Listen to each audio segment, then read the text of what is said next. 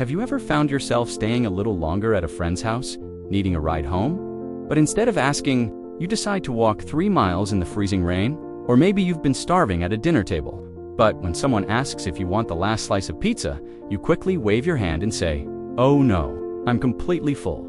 It's an exhausting, quiet way to live. From the outside, people think you are just incredibly polite, independent, or easygoing. They tell you how much they appreciate that you never cause any trouble. But on the inside, it doesn't feel like politeness at all. It feels like a constant, low-level panic. It is the overwhelming, suffocating terror of being a burden. If you relate to this, you know exactly what it's like to treat your own existence as if it's a major inconvenience to the world. You have optimized your entire personality to take up as little physical, emotional, and mental space as humanly possible. You don't ask for help when your car breaks down. You don't talk about your problems when your heart is breaking. You don't even let yourself get sick without feeling a wave of intense guilt for needing someone to bring you medicine. Your deepest, most terrifying fear is that if you show a single moment of vulnerability, or if you require even an ounce of maintenance, the people you love will suddenly realize you are too heavy to carry, and then they will leave. So you build an invisible jail around yourself. The golden rule of your life becomes simple. If I never need anything from anyone, they can never resent me. But let's look closely at the math of that strategy. To keep everyone else perfectly comfortable, you have to absorb 100% of the discomfort yourself. You become a master at mind reading, constantly scanning the room for the slightest shift in someone's body language. If a friend sighs too loudly, your brain immediately screams, "What did I do wrong? Am I annoying them?"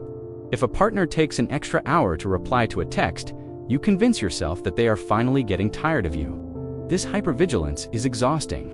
It is burning through your life's fuel just to maintain a ghost-like presence.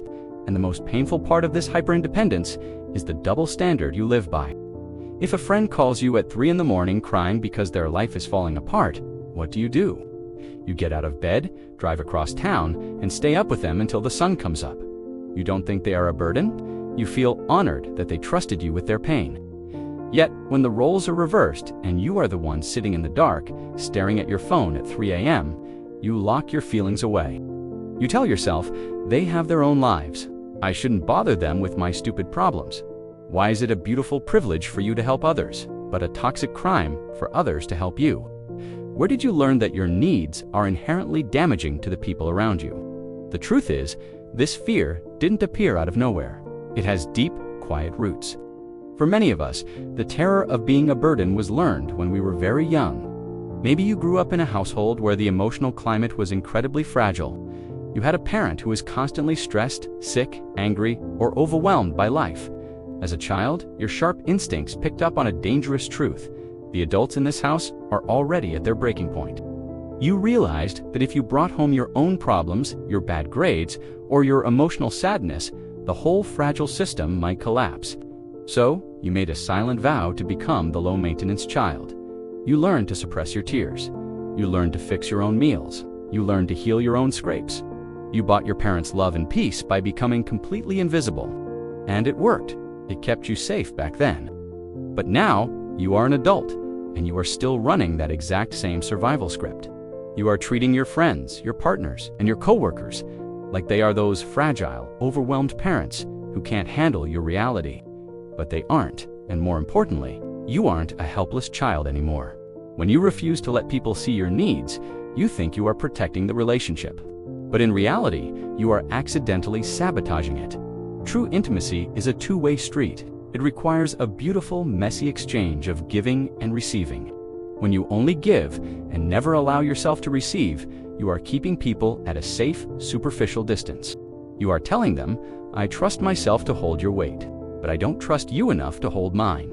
It leaves your loved ones feeling shut out, and it leaves you feeling profoundly lonely then when you are sitting in a crowded room. I want you to take a deep, slow breath right now and listen to me very carefully. Your existence is not a design flaw. You are a human being, not an appliance. You were never meant to run silently in the background without needing maintenance. To be human means to be inherently dependent on other humans. We need help, we need comforting, we need someone to hold the other end of the heavy couch when we move. That is not a sign of weakness.